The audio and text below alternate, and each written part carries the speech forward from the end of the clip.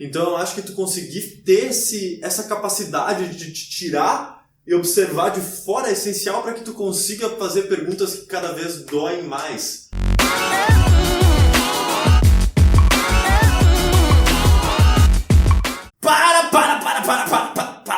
O nosso podcast tá no Spotify. Se tu ainda não conferiu lá, dá um confere, tá do caralho. E segue o vídeo. E aí galera, bem-vindos a mais um vídeo da Titã. Eu quero puxar um assunto, ele é meio viagem, digamos assim, só que ele me fascina muito. Que é a loucura que é nós estarmos em constante metamorfose. Porque cada coisa nova que a gente aprende é uma informação a mais para o nosso cérebro que influencia na nossa interpretação das outras coisas. Então, por exemplo, a maneira como a gente viu o mundo com 15 anos é muito diferente da maneira que a gente vê o mundo hoje. Igual, mesma coisa contigo. Então, a maneira como a gente interpretava o mundo de uma certa forma, a gente via ele de uma certa forma, a gente também experienciava ele de uma maneira condizente a qual a gente interpretava. E hoje, que nós interpretamos de outra maneira, a gente também experiencia ele de uma forma diferente, porque isso está conectado. Então eu acho isso fascinante que nós estamos constantemente mudando a nossa própria realidade. A um ponto muito maluco, e aí vem a ironia de tudo isso, é que a gente naturalmente odeia a mudança. Né? Que nós constantemente tentamos nos prender à visão de que a gente alcançou agora, né? A visão que a gente tem hoje, a gente está naturalmente inclinado a tentar manter ela, a manter ela como ela é, e portanto a gente tende a se estagnar o tempo inteiro. A gente tem que se convencer para sair da nossa zona de conforto, para encarar mudanças, para pensar diferente e depois para viver diferente. Isso de uma maneira consciente, né? E por quê? Porque consciente, mas por um motivo inconsciente.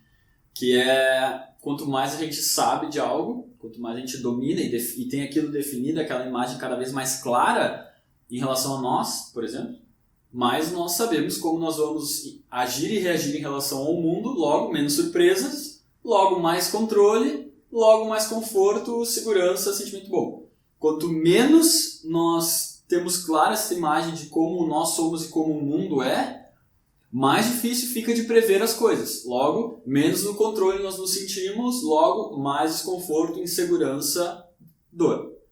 Então, nessa tentativa de se afastar da dor, a gente tenta se aproximar do previsível. Porque então temos essa sensação de controle que nos traz conforto. Então, por isso que o motivo é inconsciente, mas a gente, normalmente, a maioria das pessoas, pelo menos, não coloca um esforço consciente para mudar, para se desenvolver, para sair da sua zona de conforto e fazer coisas diferentes. Eu acho que tem muita gente que, de fato, faz e obtém a sensação de conforto através do conhecimento de mais coisas e, portanto, maior segurança a respeito de como elas funcionam. Mas eu vejo que grandes mestres, que eu admiro particularmente, já não se satisfazem por isso. Eles buscam o seu desenvolvimento abraçando o fato de que eles estão indo para o incerto e abraçando a ideia de que o mais importante para eles é terem uma felicidade que é validada não pela segurança de como as coisas funcionam, mas por eles cada vez poderem ser mais quem eles realmente são. Mas eles continuam passando pelo desconforto da mudança, como tu trouxe antes. Continuam. Isso está ligado à nossa biologia. O desconforto da mudança. E não é a uma nossa questão. consciência. É que assim, a gente não foi feito para ser feliz. Mas ser feliz é algo que nos move. Entendeu? Eu acho que a felicidade foi algo que o ser humano acabou desenvolvendo e acabou encontrando no meio do caminho, conscientemente buscando e tal, mas pensando em termos de importância evolutiva, como a gente se evoluiu, o que a gente buscava? A gente buscava reprodução, a gente buscava a continuação da espécie. O ser humano, ou seja, nós nos realizarmos como um ser, não é algo que instintivamente o animal existe no animal, mas é algo que hoje em dia nós buscamos. E é algo que hoje em dia drives us. E quando a gente não alcança, enlouquece muita gente, como enlouqueceu a gente quando a gente não tinha, como enlouquece quem assiste esse canal e está buscando o seu propósito. Então, evolutivamente falando, eu acho que o ser humano entrou num ponto em que a gente hoje já está saindo um pouco dessa curva, em que a gente busca algo que em termos de espécie não faz tanto sentido mais, que é a felicidade. Então mudou de lugar no biológico do ser humano, que no início, acima de tudo, estava sobrevivência e reprodução, certo? E daí felicidade era só mais uma coisa que garantia que esses dois iam acontecer, certo? Ou seja, no nível de hierarquia do que comandava a ti, eram essas duas coisas no topo, sobrevivência e reprodução. E daí algumas coisas te deixavam feliz, porque essa felicidade ia fazer com que tu quisesse repetir aquilo, e essa felicidade sempre estava ligado a um aumento de sobrevivência ou um aumento de reprodução, certo? Se tu for pensar para parar nas coisas de hoje, isso a gente ainda tem. Que é ter mais conforto, ter mais status social, ter filhos, alegria de ser um pai ou de ser uma mãe, né? Ter uma rede de contatos. Exato, segurança. É uma versão 2020 do que a gente tinha no passado, né? Mas percebe que de maneira evolutiva e biológica, sobrevivência e reprodução ainda está no topo. Mas de maneira consciente, daí surgiu a busca pela felicidade. E porque essa realização de descobrir e conhecer e expandir a consciência sobre o próprio ser, que tu trouxeste antes, eu não consigo ver isso linkado necessariamente à sobrevivência ou reprodução. Eu também não consigo fazer o vínculo, mas para mim, em alguns casos, já sobrepôs inclusive a questão da evolução, porque tu vê vários seres humanos tendo crise, por exemplo, a depressão, em que ele abdica do seu próprio instinto biológico de reprodução, de sobrevivência, porque se mata, porque não busca um parceiro, porque não sai de casa, enfim, por causa desse vazio que ele sente oriundo desse ponto em que a gente chegou como humanidade, de uma nova necessidade, de um novo fator que drives us, que nos direciona e que nos impulsiona, que eu vejo como sendo a felicidade, né? Que é o que todo mundo está procurando, assim. Ou seja, em alguns casos, principalmente para quem se questiona a respeito dessas coisas e para quem expande minimamente sua consciência questionando a respeito daquilo que ele fala, daquilo que ele busca na vida, eu acho que a felicidade hoje, pela questão de como a gente se encontra como sociedade, pelos confortos que a gente tem, segurança que a gente tem, já está em várias pessoas acima da questão biológica. E tu usa, então, como leverage para sustentar isso,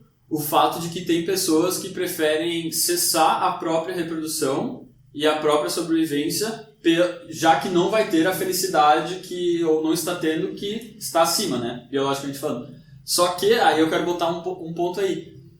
E as pessoas saudáveis? Porque dizem, né, os médicos e coisa, que a depressão é uma deficiência química no teu cérebro. Tu tá tendo ausência de elementos químicos ali que te trazem a felicidade. Gerada por transtornos psicológicos, né?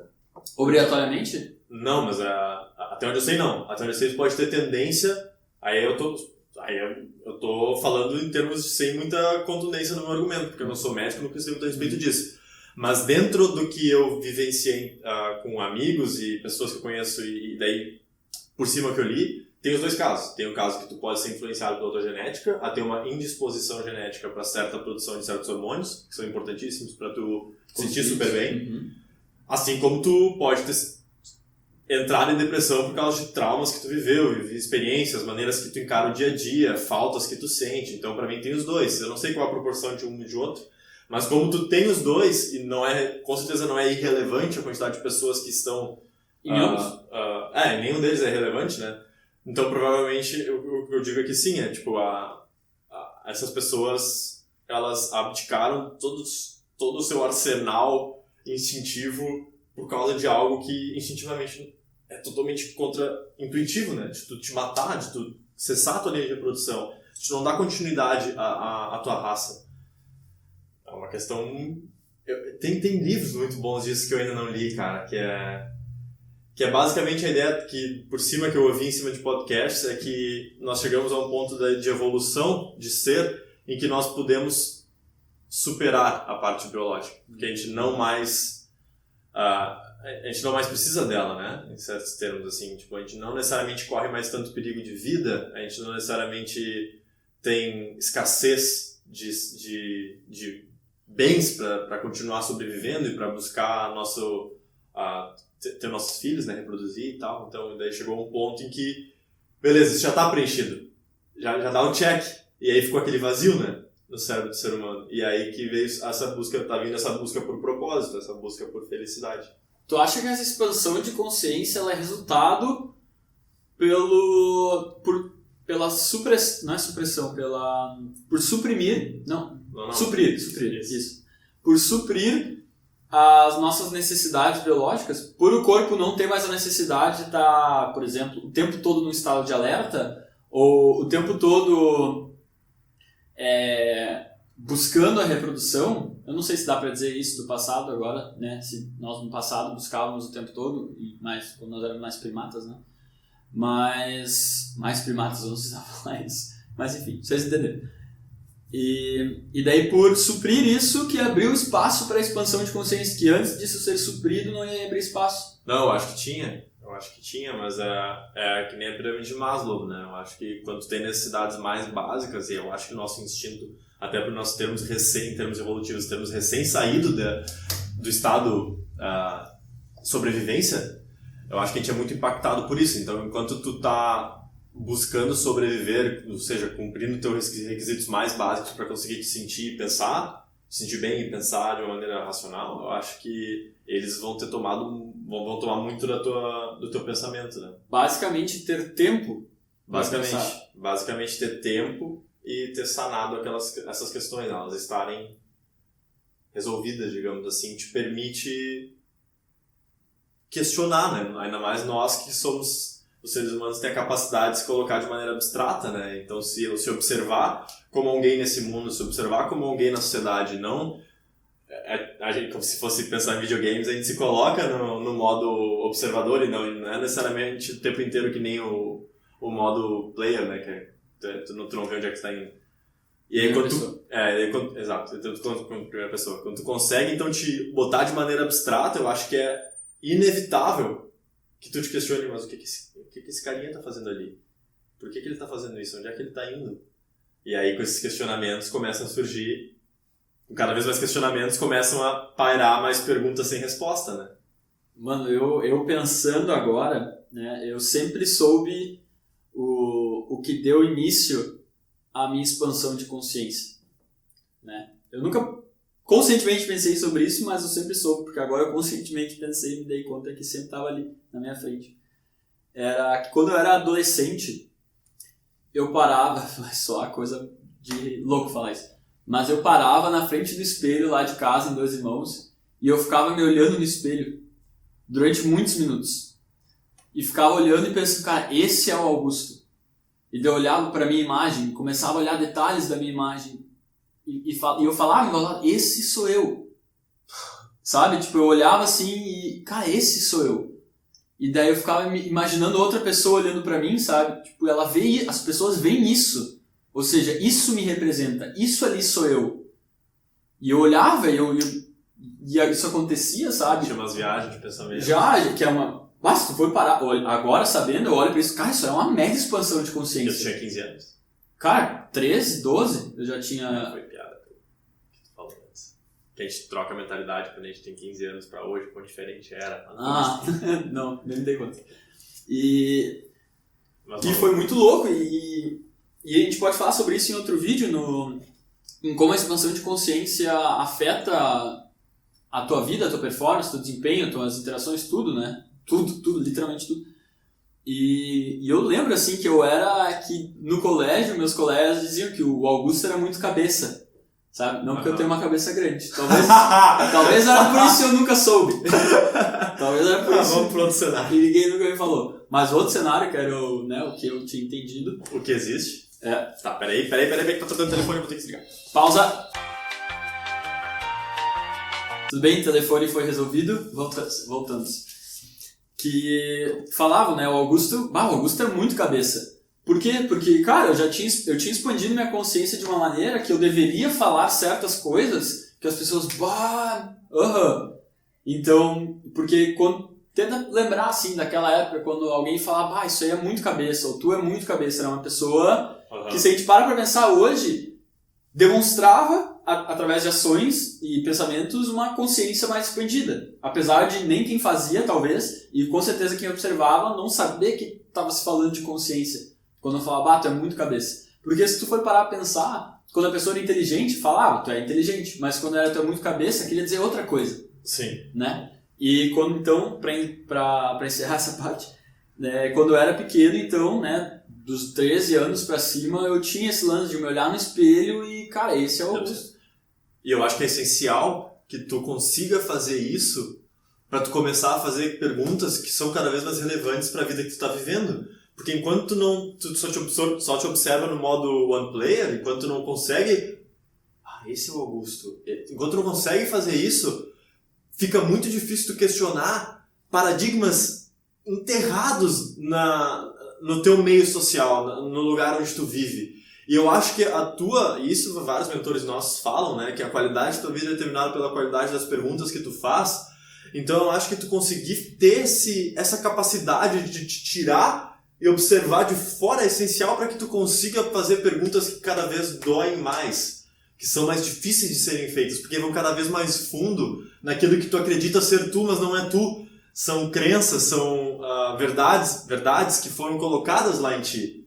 Então para tu ser cabeça, aí fica a definição fica em aberto do que é ser um cabeça, mas para tu ser um cabeça, na minha visão, tu precisa ser aquele cara que questiona o status quo. Tu precisa ser aquele cara que é capaz de pensar fora da caixa. E fora da caixa nada mais é do que tu sair da caixinha que tu está. E a caixinha que tu está, a caixinha que nós estamos aqui no Brasil, ela é muito similar à caixinha de que está assistindo esse vídeo. Muito similar, muda muito pouco. A gente mora no mesmo país, influenciado pela mesma televisão, pela mesma mídia de massa, pelo mesmo país que nos colonizou, que foi Portugal.